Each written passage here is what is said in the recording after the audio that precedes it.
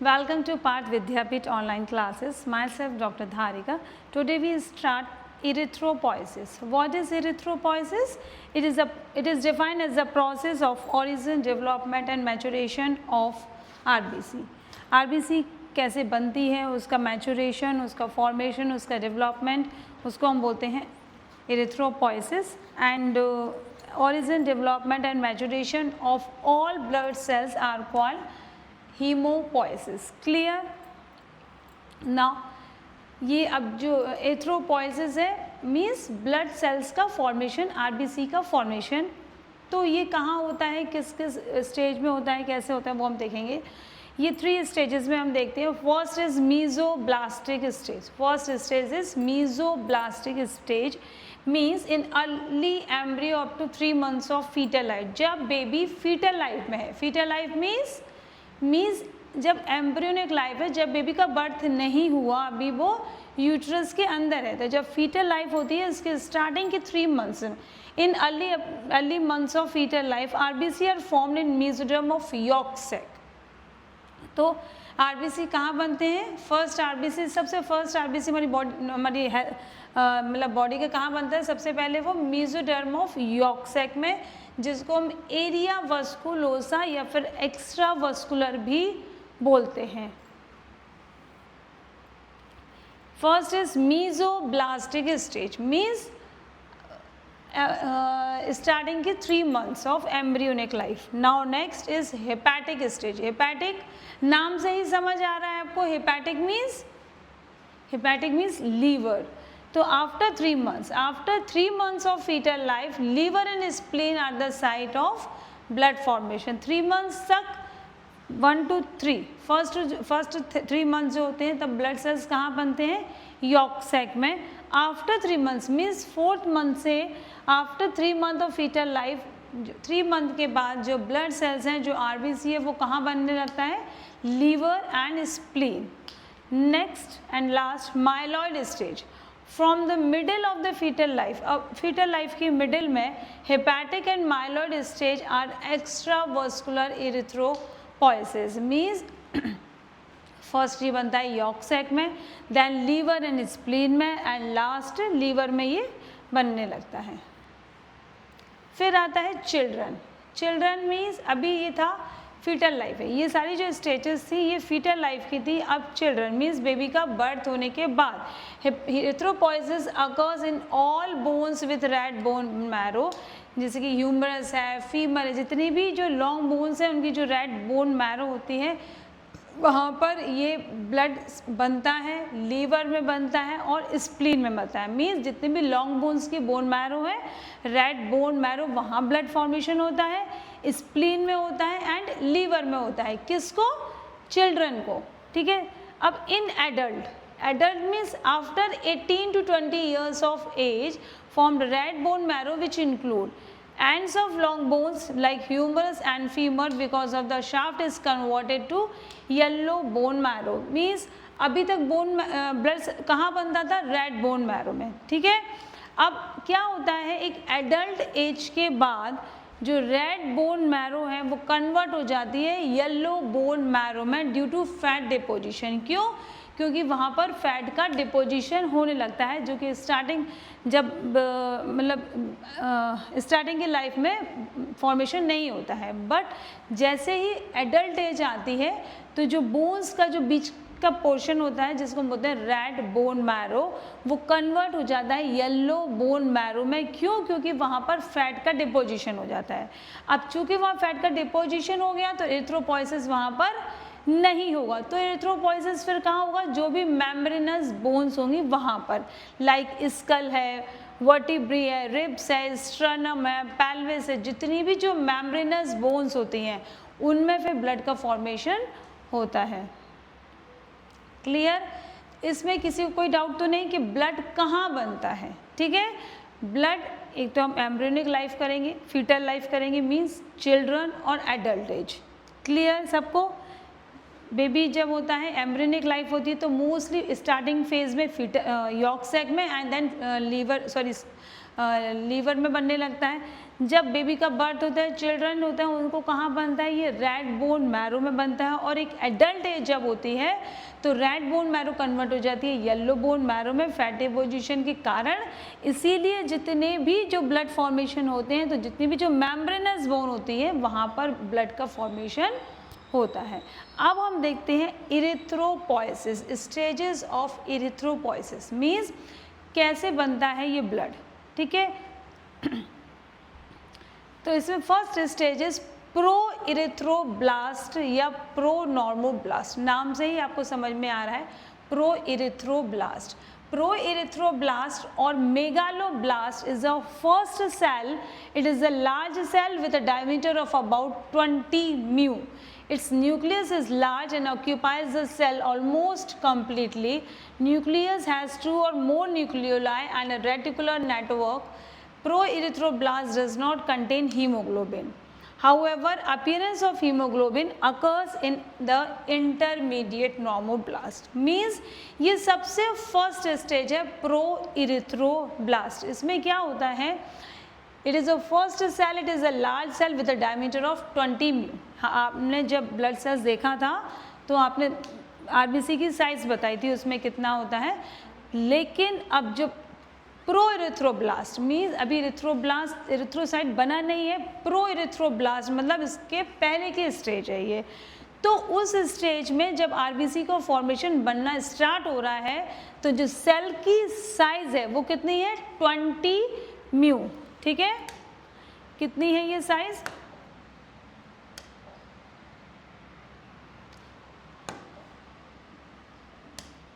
20 mu. क्या है ये साइज, 20 म्यू।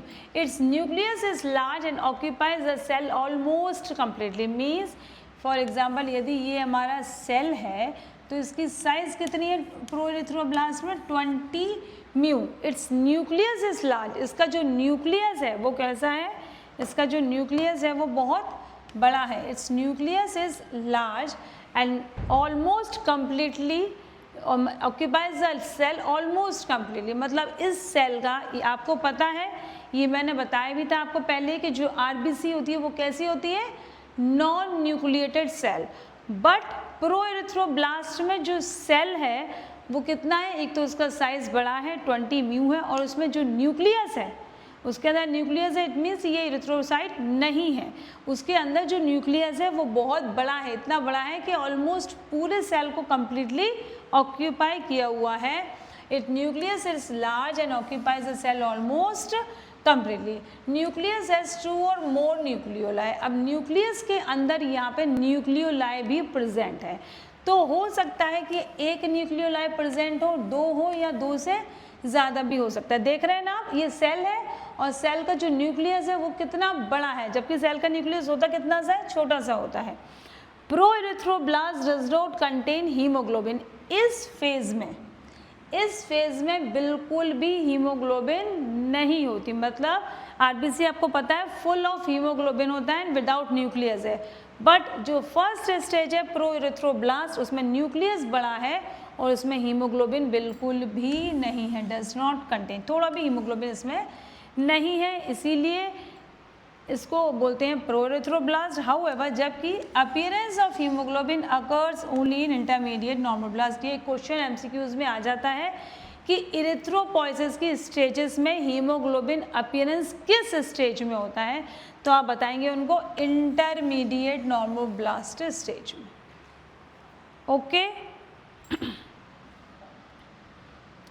इस फेज को डायग्राम से समझिए। देखिए फर्स्ट जो होती है वो होती है प्लूरिपोटेंट हीमोपोएटिक स्टेम सेल्स, ठीक है।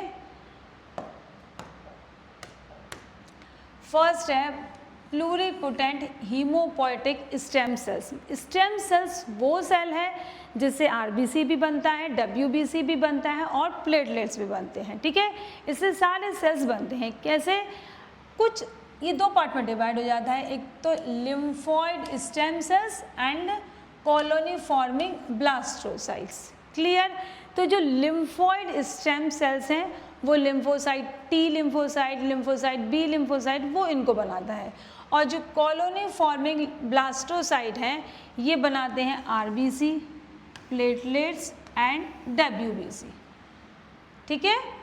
जो कॉलोनी फॉर्मिंग ब्लास्टोसाइट्स हैं ये आगे चल के क्या किसके फॉर्म में चेंज हो जाते हैं, RBC, WBC, प्लेटलेट्स, और जो लिम्फोइड स्टेम सेल्स हैं वो T lymphocyte and B lymphocytes, okay. तो कैसे बनाते हैं ये देखेंगे हम। जो कॉलोनी फॉर्मिंग ब्लास्टोसाइट्स हैं वो क्या बनाएंगे, सबसे पहले प्रो इरिथ्रोसाइट,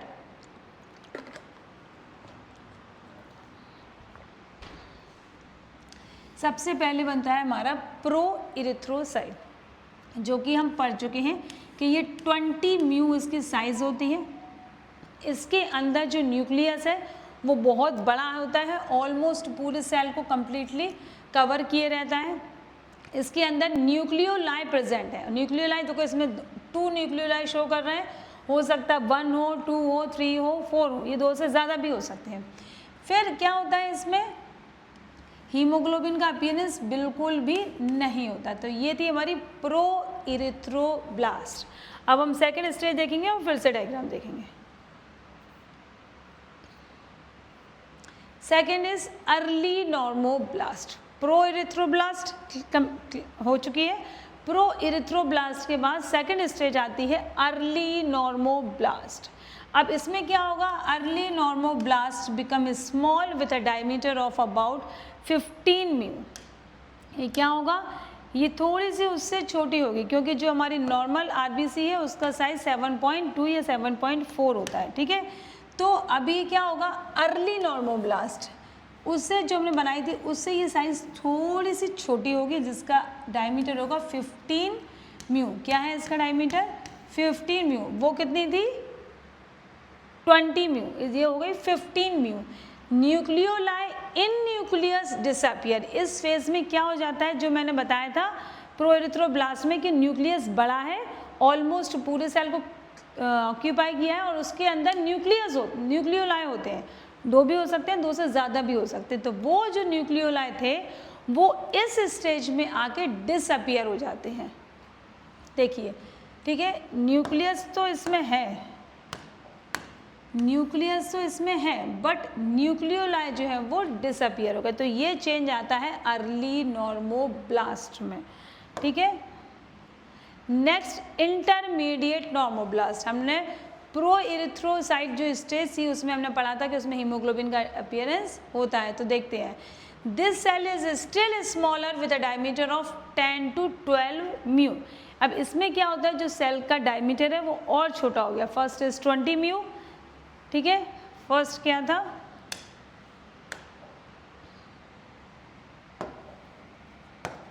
ट्वेंटी म्यू था, ठीक है। देन सेकेंड हुआ 15 म्यू, और अब आ गया 10 to 12 म्यू, ठीक है। Intermediate normoblast. This cell is still smaller with a diameter of 10 to 12 mu. Nucleus is present, nucleus तो इसमें भी है, भी nucleus is still present, but the chromatin network shows further condensation, hemoglobin start appearance। इसमें new cell है, cell का size जो 20 mu था, फिर 15 म्यू हुआ, वो सेल का साइज जो है और छोटा हो जाएगा 10 to 12 म्यू। न्यूक्लियस इसमें अभी भी प्रेजेंट है, न्यूक्लियोलाई तो ऊपर वाली स्टेज में डिसअपियर हो गए थे, बट इसमें क्या होता है कि हीमोग्लोबिन की अपीयरेंस स्टार्ट हो जाती है। इस स्टेज में हीमोग्लोबिन आ जाता है, ठीक है, हीमोग्लोबिन आ जाता है। Next is late normoblast. What is late normoblast, means diameter of this cell still decreases. Diameter तो स्टेप बाय स्टेप जो है कम होगा ही होगा। सेल का जो साइज है, जो 20 म्यू था, तो वो हर स्टेज में थोड़ा थोड़ा करके कम होगा। क्यों, क्योंकि उसको नॉर्मल साइज तक पहुंचना है। तो diameter of the cell decreases further to 8 to 10 mu. ये 10 to 12 म्यू से कितना हो गया, 8 to 10 म्यू, मीन्स अब बनने वाला है आपका cell. Nucleus become very small in ink spot nucleus.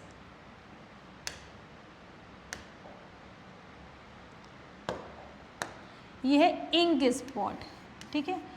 इसमें न्यूक्लियस जो है बहुत छोटा हो जाता है, बहुत छोटा मतलब जैसे आप कभी कभी हो जाता है ना पेन की इंक गिर जाती है आपके कपड़ों में, आप ऐसे कर दो तो बिल्कुल इंक स्पॉट, मतलब एक बिल्कुल छोटा सा ड्रॉप की तरह कुछ चीज़ गिर जाए उसकी तरह, मतलब ये है साइज़ इसकी कितनी हो गई 8 to 10 म्यू, कितनी इसकी साइज़ है 8 to 10 म्यू। न्यूक्लियस इसमें अभी भी प्रेजेंट है बट बिल्कुल इंक स्पॉट की तरह। Quantity of haemoglobin increases and cytoplasm become almost acidophilic. जब हीमोग्लोबिन का अपीयरेंस होगा तो सेल जो है वो कैसा हो जाएगा एसिडोफिलिक, अदरवाइज वो कैसा था अभी तक बेसोफिलिक, ठीक है।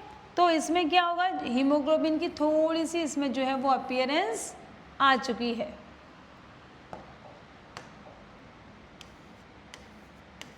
लाइक दिस, ठीक है। Next is reticulocyte.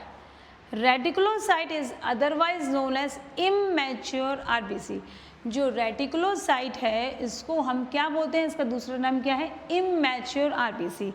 ये देखने में बिल्कुल सेम है, आरबीसी देख लो या इमैच्योर आरबीसी देख लो या रेटिकुलोसाइट मीन्स आरबीसी देखो इरिथ्रोसाइट या रेटिकुलोसाइट ऑलमोस्ट देखने में दोनों सेम लगते हैं, बट जो इरिथ्रोसाइट की जो साइज़ है और रेटिकुलोसाइट्स की जो साइट है उसमें डिफरेंस है। Reticulocyte is otherwise known as immature RBC, it is slightly larger than the mature RBC. बस इसमें डिफरेंस क्या है कि जो इरिथ्रोसाइट है उससे रेटिकुलोसाइट का जो साइज है वो थोड़ा सा बड़ा है, इंक्रीज है। Last is matured erythrocyte. इसके पहले हम टेबल देख लेते हैं, इसको अच्छे कंप्लीट करते हैं, ठीक है। The reticular network disappear and the cell become mature RBC and attends the biconcave shape. Diameter of the cell decreases to 7.2 mu. A mature RBC is within hemoglobin but without nucleus. ठीक है। First था pro erythroblast. Pro erythroblast में हमने देखा था कि जो cell की साइज थी वो 20 म्यू थी। कितनी थी सेल की साइज 20 म्यू, और उसमें न्यूक्लियस बहुत ज़्यादा था। ये सेल की साइज 20 म्यू है, न्यूक्लियस बड़ा है और इसमें न्यूक्लियोलाई भी प्रेजेंट है। बट प्रो इरिथ्रोसाइट में क्या होता है, ये वाली स्टेज थी 20 म्यू है ना, इसमें न्यूक्लियस है और न्यूक्लियोलाई भी है। अर्ली नॉर्मोब्लास्ट में क्या होता है, सेल की साइज थोड़ी सी उससे डिक्रीज हो जाती है, थोड़ी सी छोटी हो जाती है और जो अंदर इसके जो न्यूक्लियोलाई थे वो डिसअपियर हो जाते हैं। इंटरमीडिएट नॉर्मोब्लास्ट में क्या होता है, इसमें न्यूक्लियस अभी भी प्रेजेंट है बट इसमें किसी चीज़ की अपीयरेंस हो जाती है हीमोग्लोबिन की, देख रहे हैं थोड़ा सा रेडिश दिखता है। फिर आता है लेट नॉर्मोब्लास्ट। लेट नॉर्मोब्लास्ट में क्या होता है, इसमें हीमोग्लोबिन बिल्कुल न्यूक्लियस डिसअपियर हो जाता है, सिर्फ एक इंक स्पॉट की तरह इसमें न्यूक्लियस प्रेजेंट होता है और इसमें हीमोग्लोबिन की अपीयरेंस स्टार्ट हो जाती है। रेटिकुलोसाइट जो बिल्कुल सेम बिल्कुल इरिथ्रोसाइट की तरह ही होता है, इसमें न्यूक्लियस नहीं होता, सारी चीज़ें सब कुछ वैसा ही होता है बट इसकी जो साइज़ है वो इरिथ्रोसाइट से थोड़ी सी बड़ी होती है। Now last is erythrocyte. Last stage है हमारी इरिथ्रोसाइट। इसमें जो सेल है वो बायकॉन्केव शेप में कन्वर्ट हो जाता है। कौन सा शेप ले लेता है, बायकॉन्केव शेप। जो सेंटर में जिसका शेप जो है बायकॉन्केव क्या होता है, सेंटर में जो बिल्कुल थिन होता है और उसकी पेरिफेरी जो होती है वो थोड़ी सी थिक होती है, तो ये वही वाला शेप ले लेता है और इसकी साइज हो जाती है 7.2 म्यू, जो कि फुल ऑफ हीमोग्लोबिन होता है जिसमें न्यूक्लियस बिल्कुल भी प्रेजेंट नहीं होता।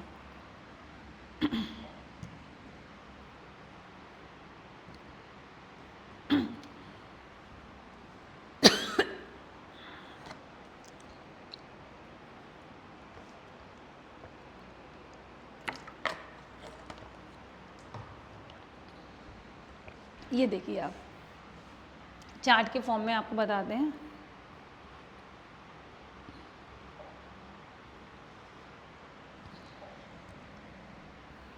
देखिए स्टेजेस ऑफ इरिथ्रोपोइसिस, कौन कौन सी स्टेजेस होती है इरिथ्रोपोइसिस में, उनका क्या क्या डायमीटर होता है, न्यूक्लियस कैसा होता है, staining property is a practical portion and last is important events. Okay, first is pro erythroblast.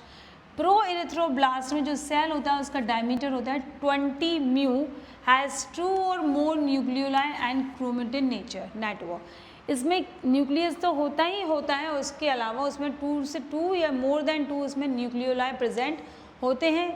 Haemoglobin का अपीयरेंस नहीं है, इसीलिए इसकी स्टेनिंग प्रॉपर्टी बेसोफिलिक होगी। और इसमें होता है क्या है, इसमें हीमोग्लोबिन की सिंथेसिस स्टार्ट हो जाती है बट अपीयरेंस नहीं होती।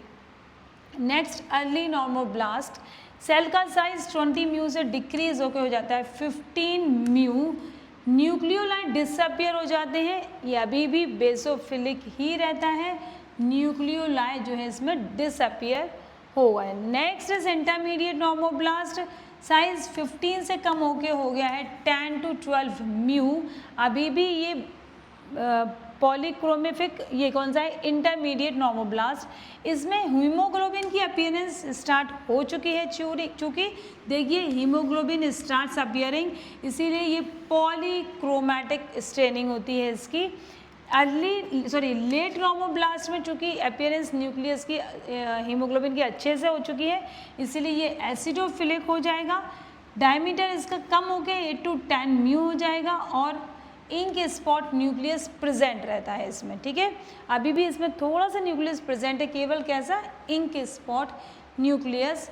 रेटिकुलोसाइट जो है उसका 7 to 7.5 रहता है, न्यूक्लियस इसमें एब्सेंट है, ठीक है। और स्टेनिंग प्रॉपर्टी इसकी जो है वो कैसी है, basophilic. Reticulum is formed, cell enters capillary from site of production. इसमें क्या होता है, रेटिकुलम बन जाता है इसमें और सेल एंटर्स करता है कैपिलरीज में। लास्ट है मैच्योर आरबीसी या इरिथ्रोसाइट, इसका जो डायमीटर है वो डिक्रीज होके नॉर्मल डायमीटर, जो आइडियल डायमीटर होता है आरबीसी का 7.2 म्यू, वहाँ पहुँच जाता है। इसमें न्यूक्लियस जो है वो एब्सेंट होते हैं। स्टेनिंग प्रॉपर्टी, चूँकि इसमें हीमोग्लोबिन है और न्यूक्लियस डिसअपियर हो गया है तो एसिडोफिलिक हो जाएगा। Reticulum disappear, cell attains biconcavity, और इसमें शेप जो है सेल का वो बाय कॉन्केव शेप में कन्वर्ट हो जाता है, ठीक है। तो erythropoiesis, what is erythropoiesis? Erythropoiesis complete हो चुका है।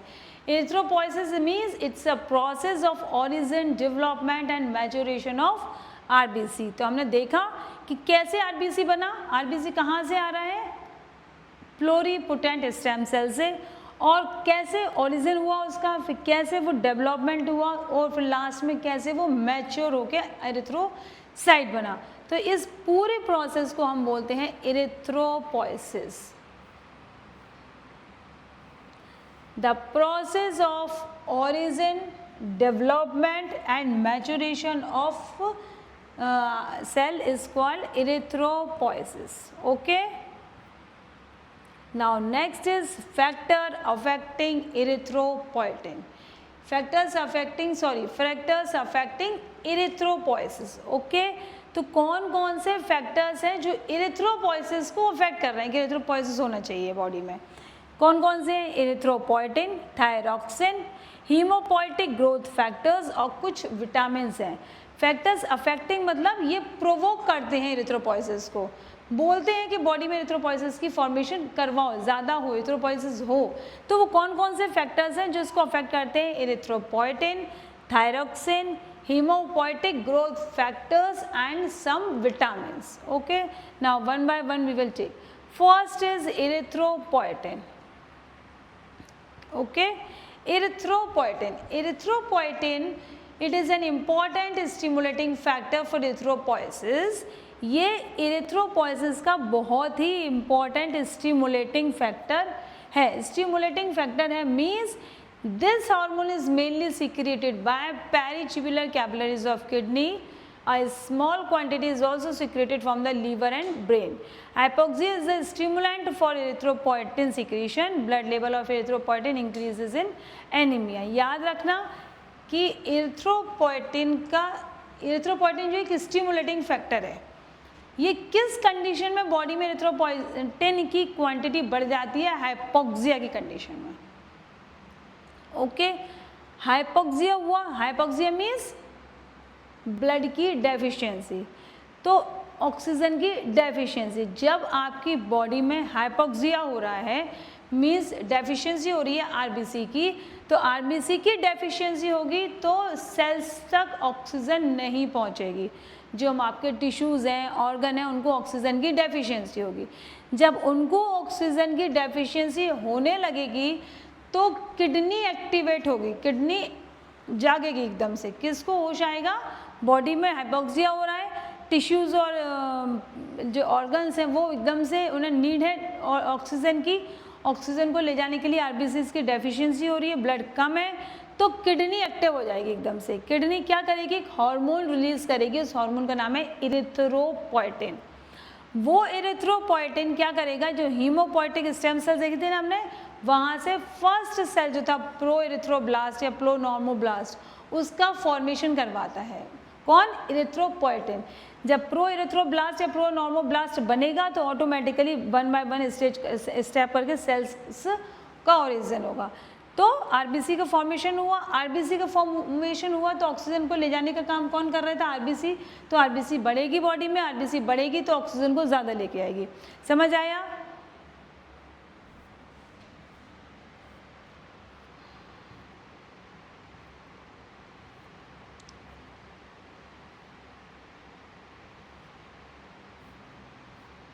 देखिए इसका मैं एक आपको चार्ट तो नहीं है, मैं बताती हूँ। जैसे फॉर एग्जाम्पल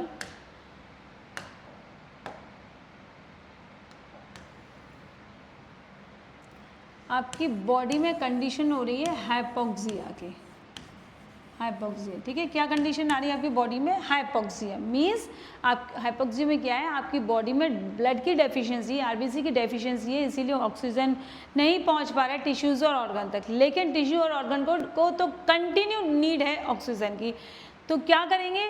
अब उनके पास आरबीसी नहीं है तो एक्टिवेट हो जाएगी कौन? किडनी। कौन एक्टिवेट होगी? किडनी। तो किडनी क्या करेगी? एक हार्मोन रिलीज करेगी, कौन सा? इरिथ्रोपोएटिन। एक इरिथ्रोपोएटिन हार्मोन रिलीज करेगी। तो इरिथ्रोपोएटिन ब्लड फॉर्मेशन करवाता है, आरबीसी का फॉर्मेशन करवाता है। आरबीसी का फॉर्मेशन बढ़ेगा तो ऑक्सीजन की डेफिशिएंसी हुई थी सेल्स टिश्यू तक, वो कंप्लीटली क्योर हो जाएगी वो problem. Clear? Hypoxia is a stimulant for erythropoietin secretion. Erythropoietin का सिक्रीशन ही हाइपोक्सिया के कारण होता है। हाइपोक्सिया होगा तो किडनी इरिथ्रोपोएटिन रिलीज करेगी, अदरवाइज किडनी इरिथ्रोपोएटिन रिलीज नहीं करेगी। ब्लड लेवल इरिथ्रोपोएटिन इंक्रीजेस इन एनीमिया।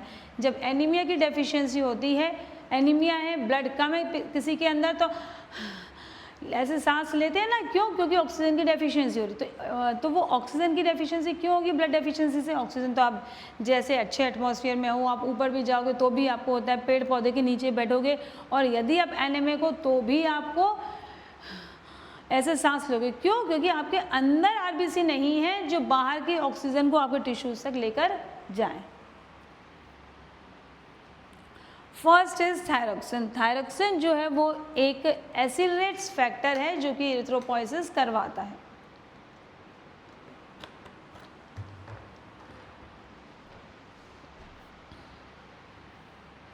नेक्स्ट होता है haemopoietic growth factors.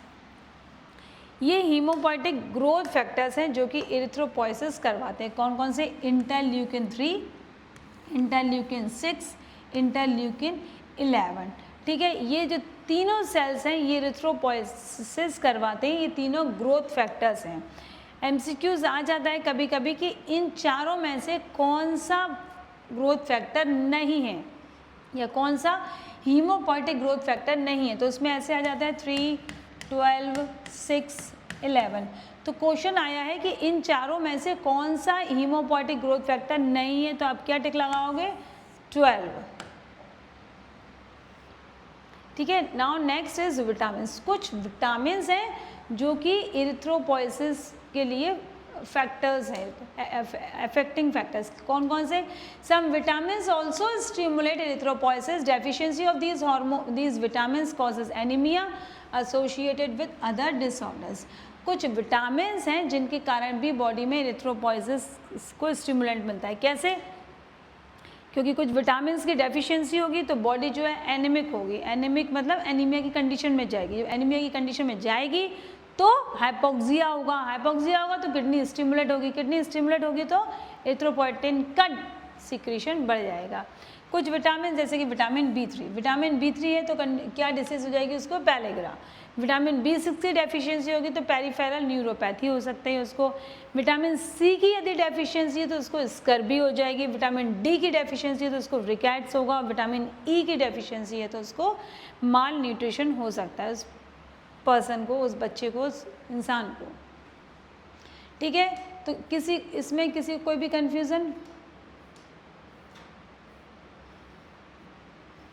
Factors affecting erythropoiesis, कौन कौन से फैक्टर्स हैं जो इरिथ्रोपोइसिस करवाते हैं? हाइपोक्सिया स्टिमुलेटिंग फैक्टर एक, ठीक है, क्या है? फर्स्ट इज इरिथ्रोपोइटिन आया हाइपोक्सिया कंडीशन में। थायरॉक्सिन एक एसिलेटेड फैक्टर है। हीमोपोएटिक ग्रोथ फैक्टर जैसे कि इंटरल्यूकिन 6, 11, 3। विटामिन, कुछ विटामिन है जिनकी डेफिशिएंसी के कारण पेशेंट को एनीमिया होता है, और एनीमिया होगा तो हाइपोक्सिया होगा तो किडनी स्टिमुलेट होगी और एरिथ्रोपोइसिस करवाएगी।